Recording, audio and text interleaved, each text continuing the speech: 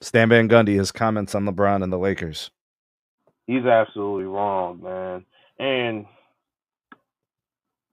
I don't know about his relationship with LeBron, per se, but at the time, at the time he did like when the media, talks about more about the Cavs and LeBron more than the Magics when he had that 4-1 system and all that during '09. But yeah, man, he's absolutely wrong. Like,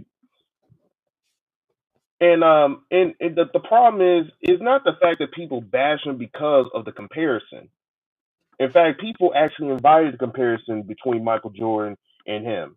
The problem with LeBrick is that the dude did not do enough expectations. He done things that was, in my opinion, the antichrist to what the comparison is all about. Like you, like the initial thought about LeBron James' career was that he's gonna be a full fledged Cavalier that will give honor and greens to the Cavaliers throughout that whole tenure. Let's say he win all those four titles in the Cavaliers.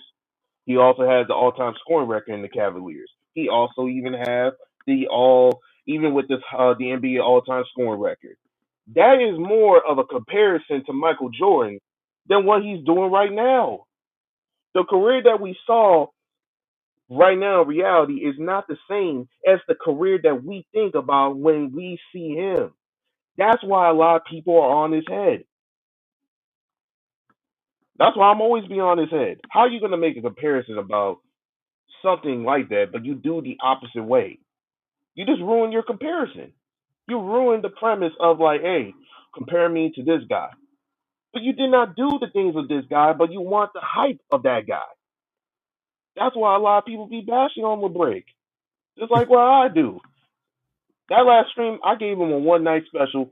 That was a one time special of being nice. This time it's on The me. gloves are off. I'm The all, gloves are off. yeah, the gloves are off. I'm wearing black gloves now. I'm just like I'm sick and tired of this.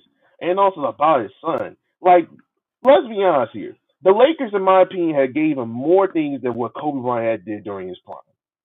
That by itself is disgusting. I am sorry. I can't even like think about like, hey man, I never imagined Kobe Bryant could actually get his own trainer, his own agencies, his own rules, what he wants to do in practice. He never had that type of treatment. Never. When it comes to Stan Van Gundy got his ass kicked by LeBron a lot. With the exception of that 1 year in Orlando where Stan got the best of him, right? And they went to the finals and they lost to the Lakers in pretty quick fashion. I mean, I think he has a dog in the fight. I think he's made it pretty clear. He thinks LeBron is the GOAT. He got his ass kicked by LeBron. He also beat LeBron. I think he has a vested interest in looking a certain way. I think Stan Van Gundy also potentially could maybe end up getting back into the game to coach. He wants to look See, like a that's good the dude. I mean, thing I that think a I lot of don't those factors are in there, see. That's the thing that you bring up. That's why I don't like about this guy, man.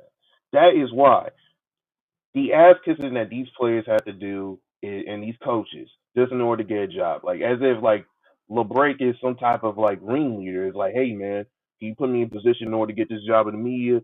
Yeah, you just have to kiss my ass every once of 5 seconds or a minute or an hour. You gotta have to kiss my ass, man. You gotta tell me I'm great. You gotta tell me I'm better than this guy. I'm better than that guy, and it'll be all right. Like what the hell, man? It is. Yeah, man. That was a one night special that I gave you over at last stream, man. I can't believe it.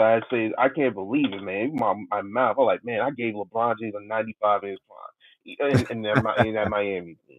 I'm standing on business, man. I told you, man, that was a one night special. I'm always standing on business when it comes of my opinion on him. But Mhm. as far as like Stephen Gundy, I think he's ridiculous. I think that he thinks that if he was coaching LeBrick, it will be a great relationship. When obviously it's not true. Look at the coaches of his resume for his whole career. He kicked majority of them out. He even tried to get fired Eric Spoelstra, who is in my opinion, the best coach, the I think the last best coach among like the top 15. He's the last best coach of that top 15. And also, you could put Steve Kerr on there, but he's a better coach than Steve Kerr. So for me, I don't know why Stephen Gundy feels like he needs to do all this praising for, knowing that he has a bad history with coaches. Say this about LeBron when it comes to coaches. LeBron is not easy to cater to. LeBron has been a demanding player his whole career. I think the reason for that is LeBron always felt the pressure to win. He was in Cleveland for the first 7 years. He wanted to win badly. He, of course, felt the pressure to win. It was in the media. I think his own personal motivations to win. He wanted to be compared and be as one of the greats. Obviously he idolized Jordan growing up, so we saw a guy win 6 championships, take 6 trips to the finals, and all those things. Idolizing Michael Jordan, such a great winner, is commendable. I think that's a great bar or standard to set. But LeBron has been difficult. He's been very challenging to GMs, to owners, to roster construction, because there's always that pressure to want to win. I remember the year with David Blatt in 2015. That was kind of ugly. I remember when he pushed and shoved Eric Spoelstra. That was ugly. I know about the Pat Riley meeting with the rings on the table and the cookies on the airplane. Like, I get it. All those things are true. But LeBron has been able to produce championships when everything has lined up. 2 championships in Miami, 2 out of 4. Some say that's kind of an underachievement. I agree to a certain extent, because the amount of Hall of Fame talent that was there and the coaching and everything like coming together for him, I did expect more than just 2 out of 4, right? So I'm with you on that if you guys are on that page. If you think 2 out of 4 is good, then that's fine too.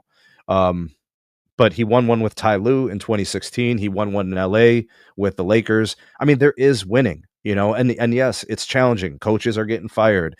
The organizations and the GMs are trying to pander to what LeBron needs. But that's part of the agreement. That's part of both the spoken and the unspoken parts of LeBron. That's all part of it.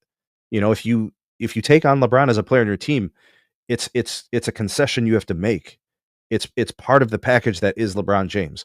And some of that, I think, was true with MJ. The similarities between Michael and LeBron are actually staggering when you think about like how they became these forces within the NBA, from a influential standpoint to a control standpoint to league protection standpoint. They're very, very similar.